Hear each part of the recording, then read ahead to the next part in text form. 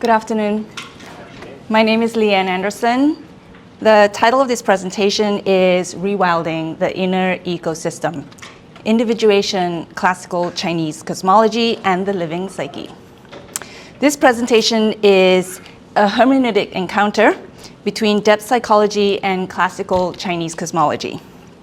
And it proposes that Jungian individuation and the self-organizing principles of classical Chinese cosmology can be viewed as parallel ways of knowing how a living system can restore coherence after it has been severed from its own nature. A few things to note before I proceed. I am not a native Chinese speaker, so I apologize in advance if I mispronounce the words. Also, classical Chinese cosmology is not a unified system. It encompasses Taoist, Confucian, and classical medical traditions that are historically distinct and at times in tension with each other. So I'm not claiming to represent the tradition as a whole.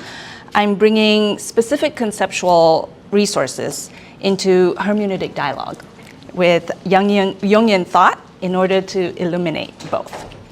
I will move through three interconnected arguments: that the psyche is an inner wilderness in living relationship with the other than human world, that emotions are ecological intelligence within that self-organizing system, and that rewilding psychological life amid collective intensity requires something beyond intellectual or symbolic understanding. Ultimately, it must be embodied. The inner wilderness is restored when the body is brought back into resonance with the living field. Jung observed that in subduing external nature over millennia, we have simultaneously subdued something interior. What he called instinctual atrophy describes a system that has lost the capacity to self-regulate because it is no longer in dialogue with its own depth. And what gets suppressed accumulates in the unconscious. Jung's concept of the shadow described the distorted, pressurized eruption of long domesticated instinct as a consequence of its suppression.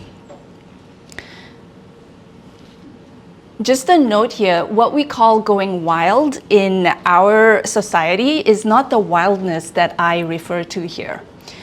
It is the shadow of its containment.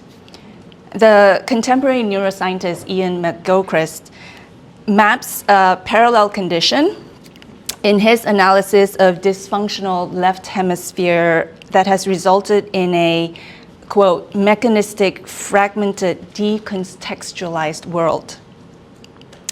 And we have traded organic order for manufactured order.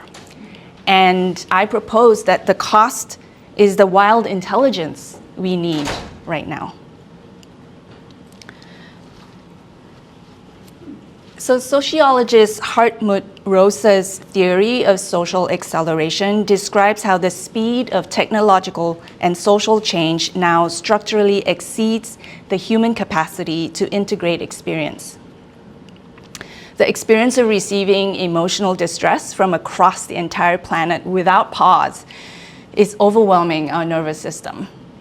Drawing on polyvagal theory, we can say the nervous system evolved to feel the suffering of beings within its immediate relational field. It was not formed to hold global grief continuously. So what environmental philosopher Glenn Elbrecht names solastalgia for the ecological dimension can be viewed as part of a larger condition, that our living psyche is registering that something structural has been broken in the relationship between our inner and outer worlds. And this intensity can be read as collective dysregulation, or as I propose, ecological intelligence asking to be heard.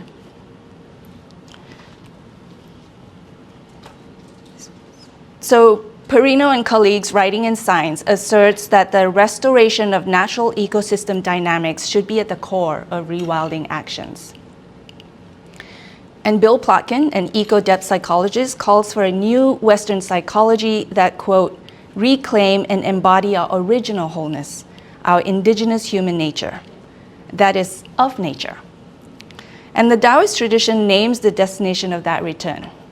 Fan Pu Kui Sen, return to the uncarved, return to the genuine, like a crystal or a block of wood, revealing the most authentic expression of what an individual can be by removing the pressure to conform to mass consciousness that inhibits the individual's natural instincts.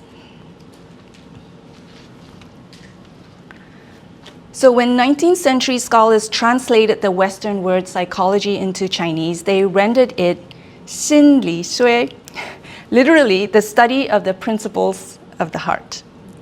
The ancient Chinese located the seat of all cognition, feeling, will, and wisdom here, in what they refer to as the heart-mind.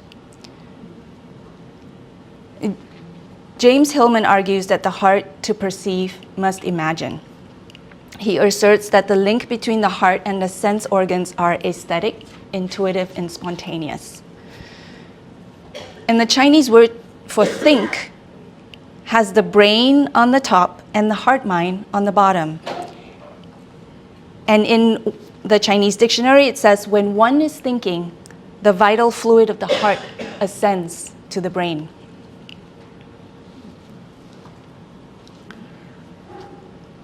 The classical Chinese term for how the living field calls and the self responds is gan yin. Gan is to be moved, to sense, to feel the world acting upon you. Yin is to respond, to resonate, to answer. And both of these characters carry the heart radical. Together, they name a cosmological principle of correlative resonance. The living field calls, the heart-mind is moved, and the self responds. But Ganying is not a one-way transmission. The effects of a stimulus depends on the receptive and responsive capacities of the receiver. So the quality of yin depends entirely on the depth of the cultivation of the heart-mind. When we refine the heart-mind through somatic practice, such as Qigong, we're deepening the instrument of Ganying itself. The more refined the heart-mind, the more accurately it receives the living field, and the more accurately it receives, the more precisely it responds. To respond at this depth is not to react to the world's turbulence, but to move in accord with what is actually present. The Zhuangji, a foundational Chinese text, images this concept in the story of Cook Ding, a butcher whose blade finds the spaces already there between the joints and the bones. So he is very efficiently butchering a pig. Never forcing, always allowing the nature of the thing itself. This is the quality of response that somatic cultivation restores. And this is what individuation looks like when it is lived from the body. It is not a linear path toward wholeness, but a spiraling deepening of the capacity to resonate with the living field, with the unconscious, with the Tao that flows through both.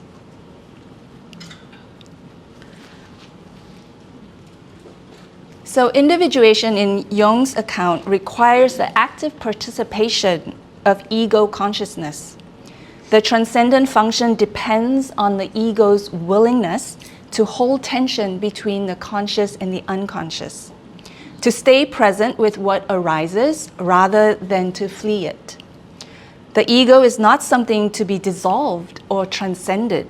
It must become more capable of holding tension, more supple in its relationship to what arises from the unconscious.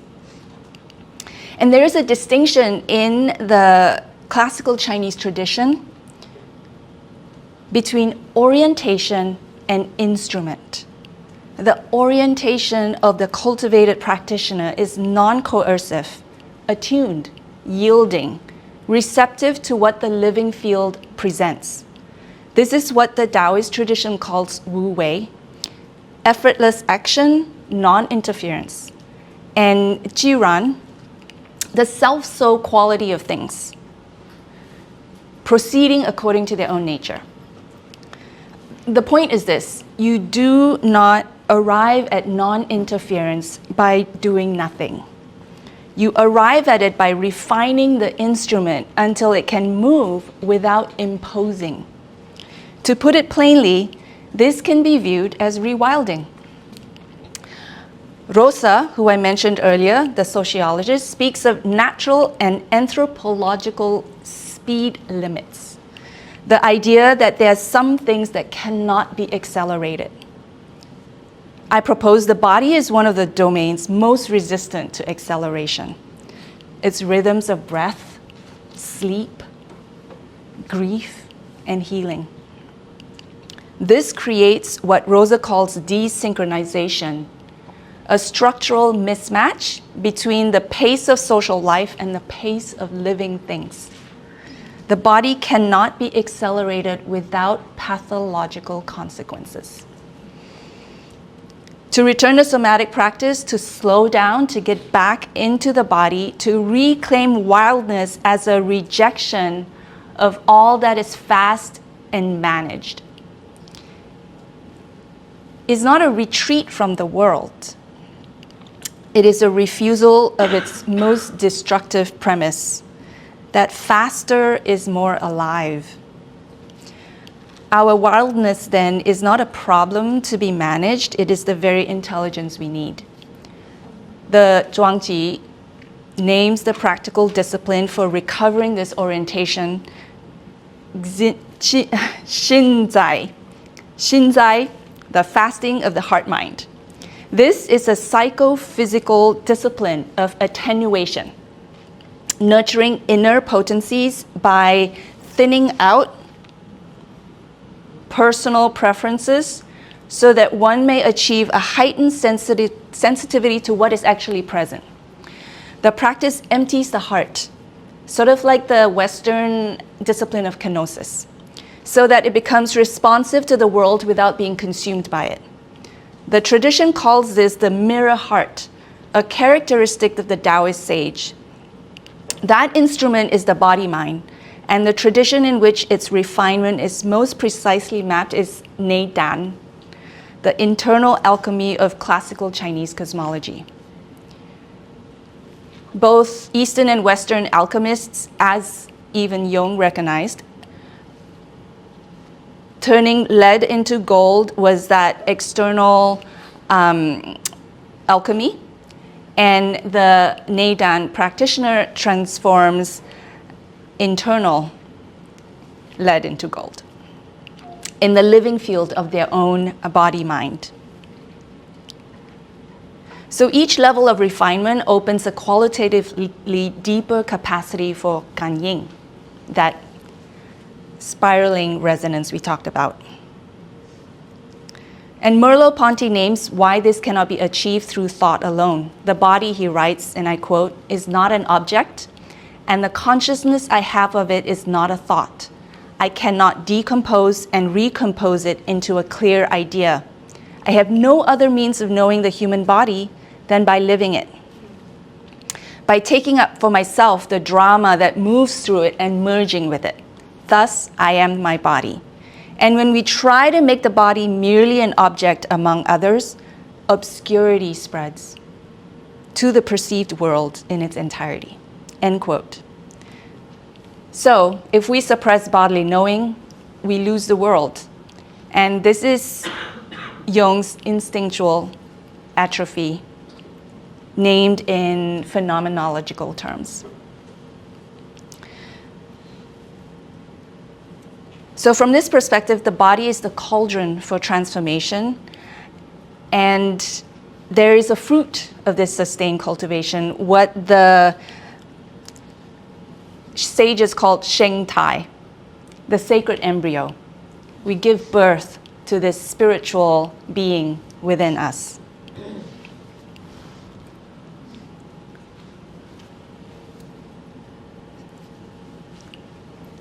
So I go back to the ancestor of the sage, which is the Wu.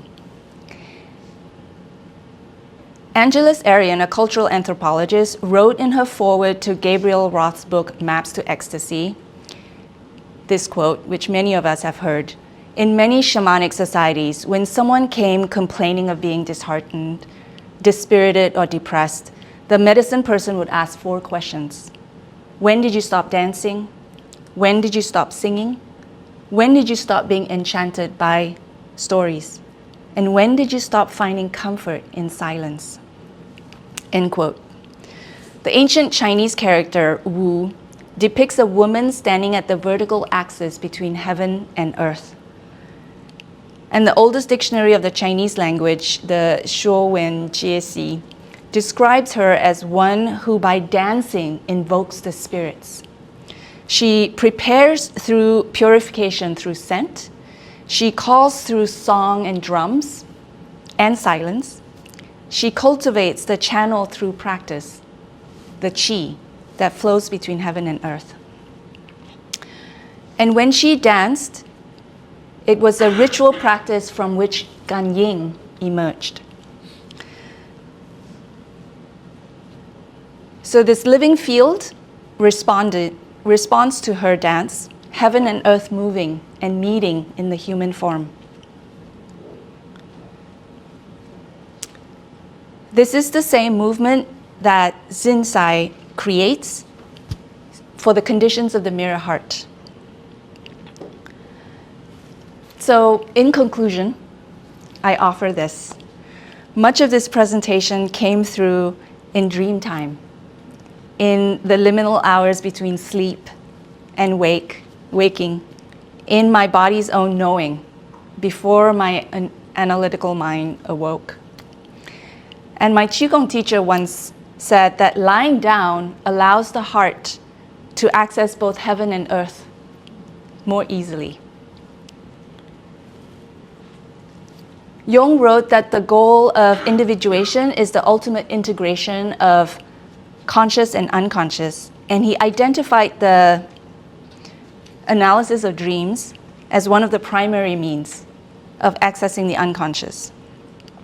And Zhuangzi's butterfly dream describes the same threshold, the heart mind that was no longer certain if he was man who had turned a butterfly or the butterfly dreaming he was a man.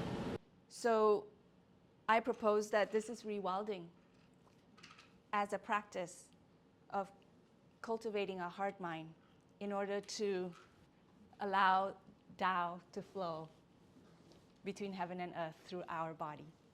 Thank you.